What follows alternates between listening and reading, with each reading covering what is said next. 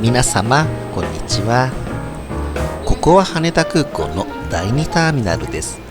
ANA を中心にしたターミナルで、南端には国際線ターミナルもありますが、やっぱり国際線には縁がなく、これから国内線を使って移動します。今日は日曜日に飛行機って実は乗ったことがないんですよね。なので保安検査場の混み具合がわからなかったんですけど、こうやって見る限りはそれほど混んでいないって感じなのかな。この保安検査場は出発の20分前までには通過する必要性があります。撮影しているこの場所はレストランが立ち並び、すぐ後ろにあった案内板をじろじろ見ちゃいました。レストランによるほどの時間はないので、これから保安検査場に行きたいと思います。保安検査場を通過しました。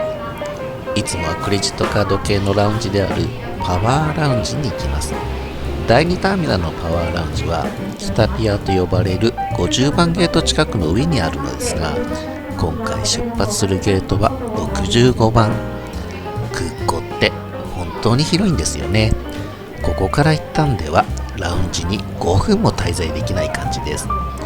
65番ゲートの隣にエアポートラウンジと呼ばれる同じくクレジットカード系のラウンジがあるんですが、ここはちょっと狭くていつも混んでいるから好きじゃないんですよね。そこで目をつけたのが同じく65番ゲートのお隣にある ANA フェスタ。単なるお土産物を売っているだけなのかと思ったら、お弁当まで売っていました。想像以上に充実しているものなんですね。でもご想像通り購入したのはビールです。東京クラフト、サントリーのビールみたいですね。へえ、こんなビールがあるなんて知らなかったな。サントリー天然水ビール工場東京武蔵野のみで製造しているみたいです。こちらは東京クラフトスタウト、黒ビールですね。限定生産だったらしく、現在は生産を終了しています。これから登場する飛行機を眺めながら、でも羽田空港の到着が遅れて出発も遅れてるみたいですね。機材はボーイング787ダッシュ9みたいです。搭乗が開始され、ゲートに並ぶ列がなくなってからゲートを通ります。席は後方の通路側、空席の真ん中の席を挟んで相方もいます。機内は想像以上に混んでいて、羽田伊丹線はビジネス利用が多い路線なので、日曜日だから空いていると勝手に思っちゃいましたよ。スーツ姿の方は確かに少なめだったんですが、その代わり外国人の方が多かったですね。機内紙である翼の王国を読みながら、紙媒体が大好きなんですよね。コーヒーのように見えますが、実はこちらコーラなんです。飛行機は揺れも少なく、定刻よりも20分くらい遅れて伊丹空港に到着です。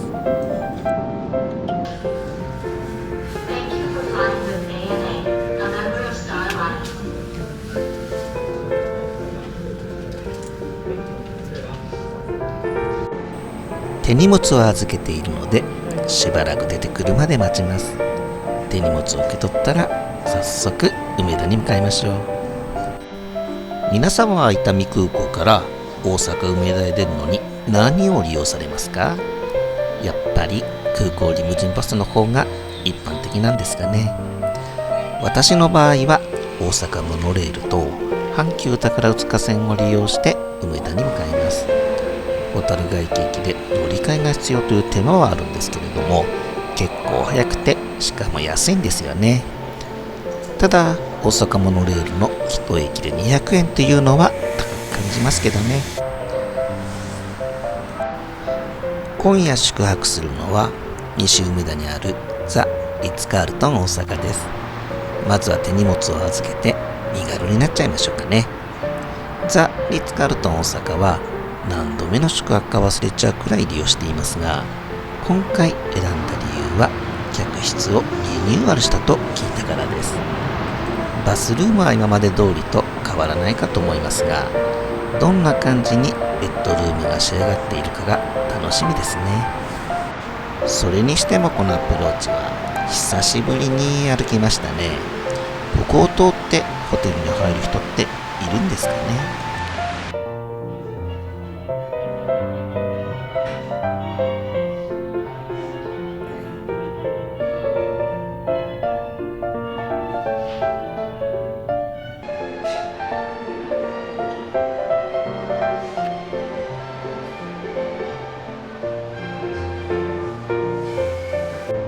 荷物をホテルへ預けたのでランチを食べに出かけます。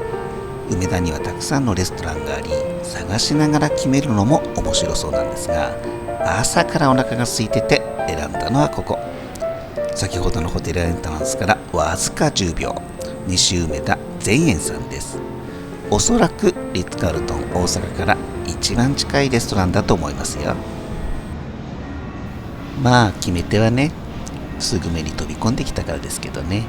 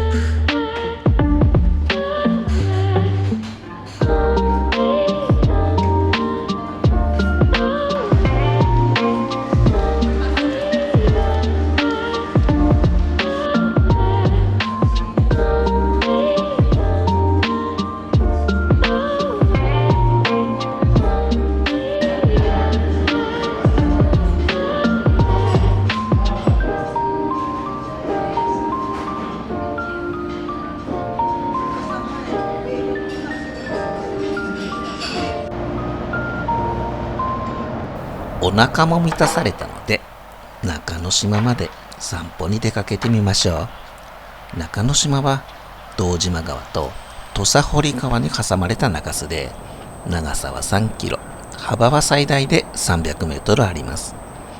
一般的に中之島というとリーガロイヤルホテルあたりを思い浮かべる方が多いですが、今回訪れるのは淀川市から北浜エリア。中之島図書館、大阪市中央公会堂の建物など、太平洋戦争前からの歴史的建造物が立ち並びます。そして東端は公園化されており、中之島公園や中之島バラ園があるんですよ。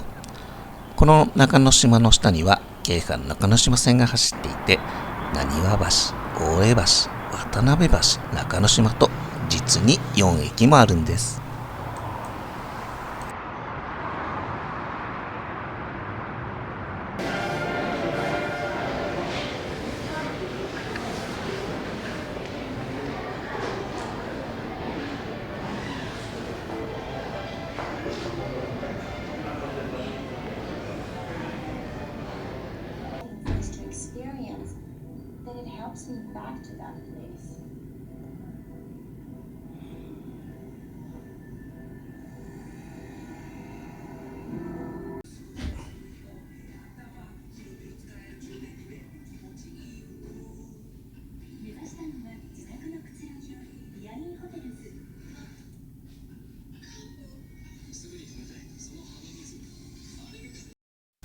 それでは夕食を食べに行くためホテルを出発します。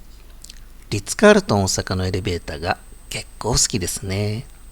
到着階に着くとベルが鳴るんですが、このベルの音が結構渋くていいんですよ。リッツカールトン大阪のエントランスは複数あって、地上階にあるエントランスを通り、夜の梅田のビルを眺めながら歩きます。目的地はJR 大阪の北側にあるグランフロント大阪。こちらの南館8階に今夜予約した寿司綾瀬があります。2024年6月でもランチで訪れた寿司店ですね。さらに以前ではグランフロント大阪へ移転する前にあった丸ビル時代にも何度か訪れています。今回は15,000円のコースをお願いしました。寿司綾瀬での寿司コースの様子は別動画にしてアップロードいたします。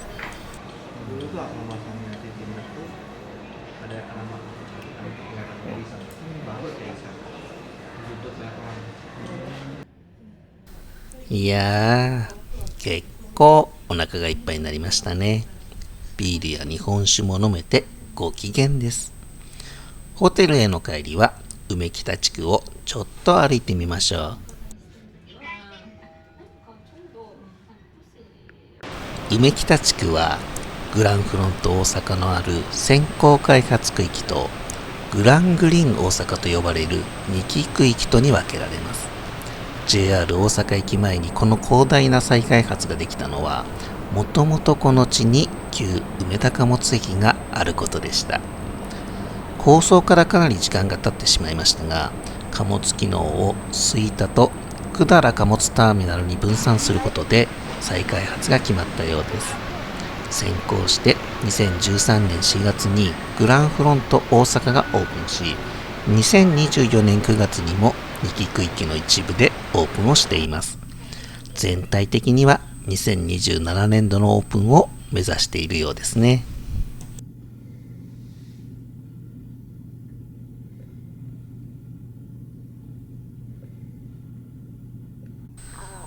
2日目、今日はすぐ盛りって感じですかね。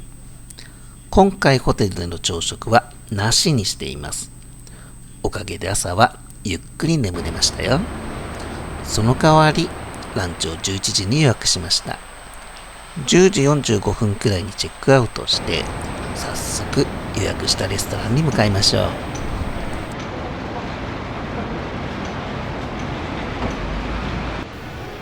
ランチで選びましたのはハービスエントの5階にある銀座天一大阪店です。銀座天一さんは銀座に本店がある1930年創業の老舗天ぷら店。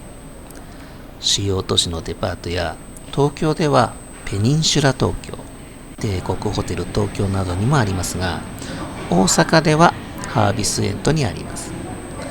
今回は5,830円のおまかせコース梅をオーダーしました。ぜひご覧くださいませ。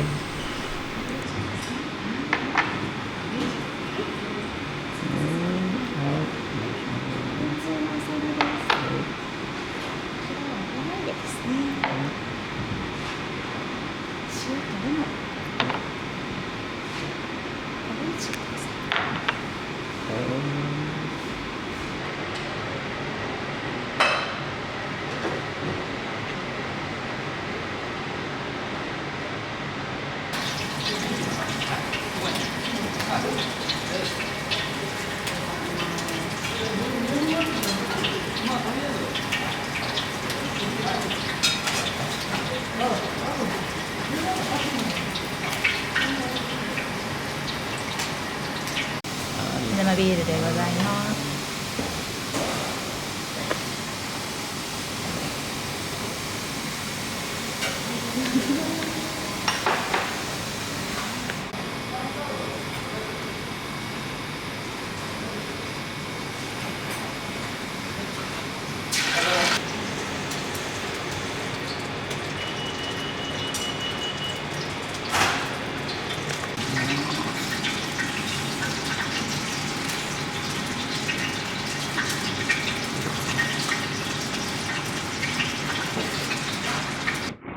はい、どうぞ。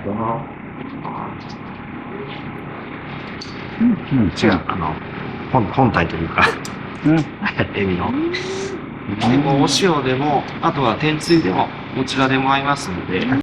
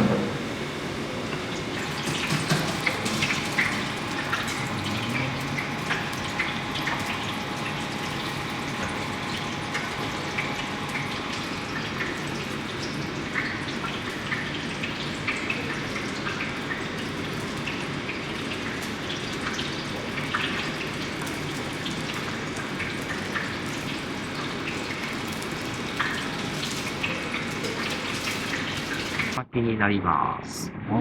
天つゆと大根おろしをかけます。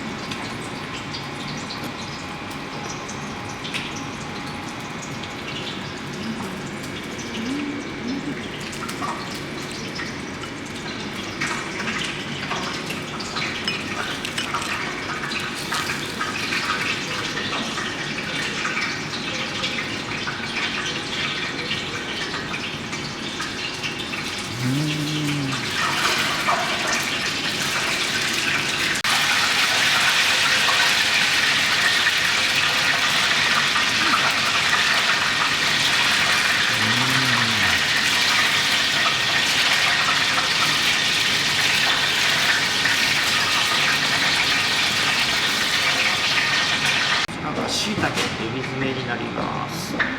天つゆがおすすめです。はい。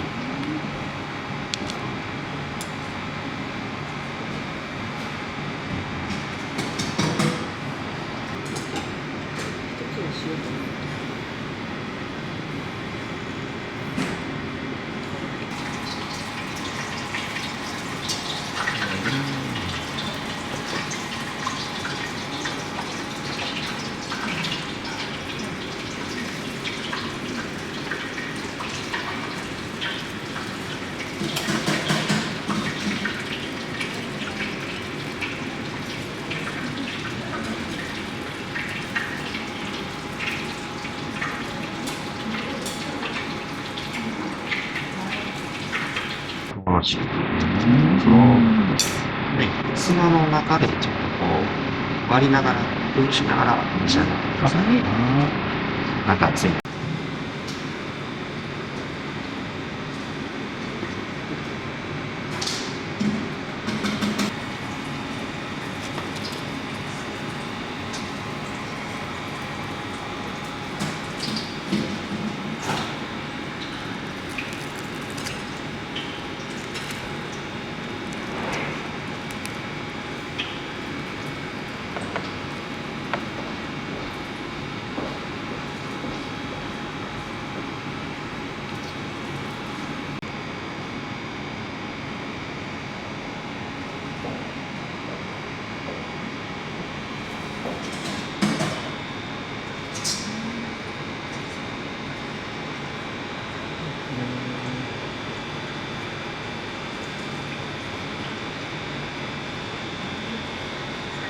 ブロッコリー。はい。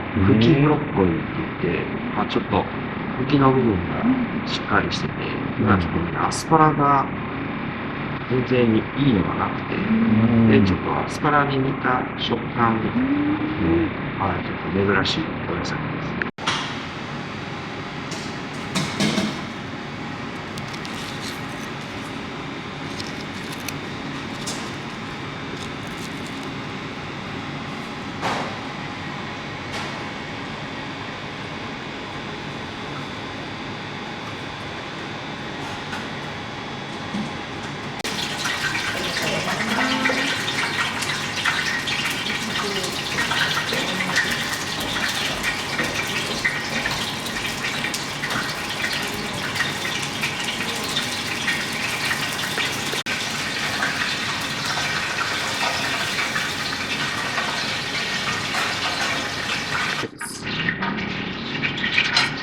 いや、もうお塩とレモンで。い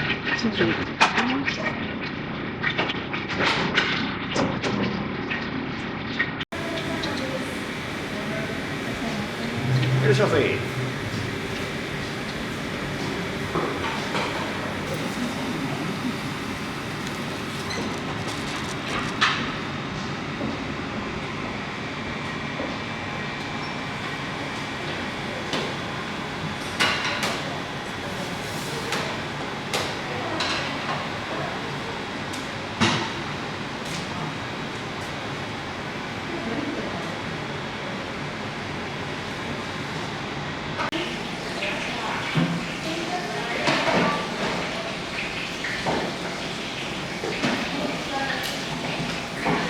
お好みでわさびをどうぞ。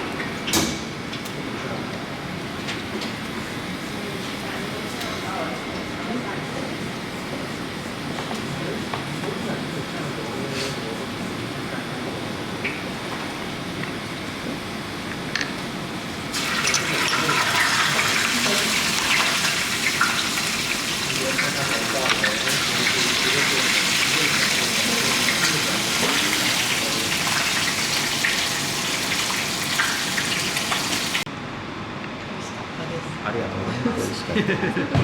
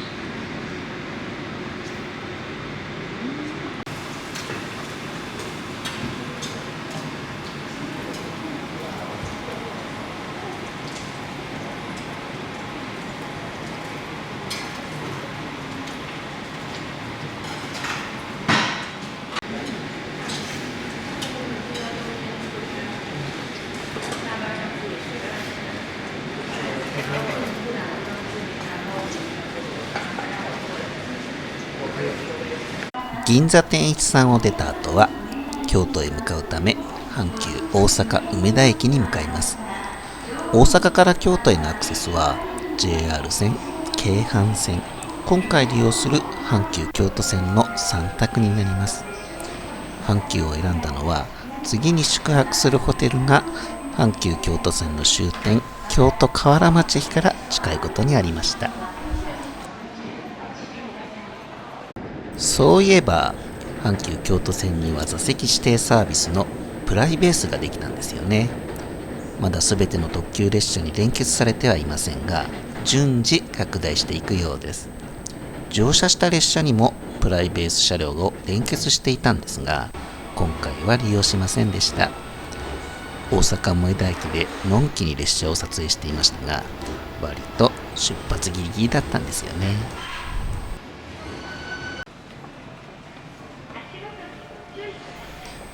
それでは次回の動画でお会いしましょう。バイバーイ。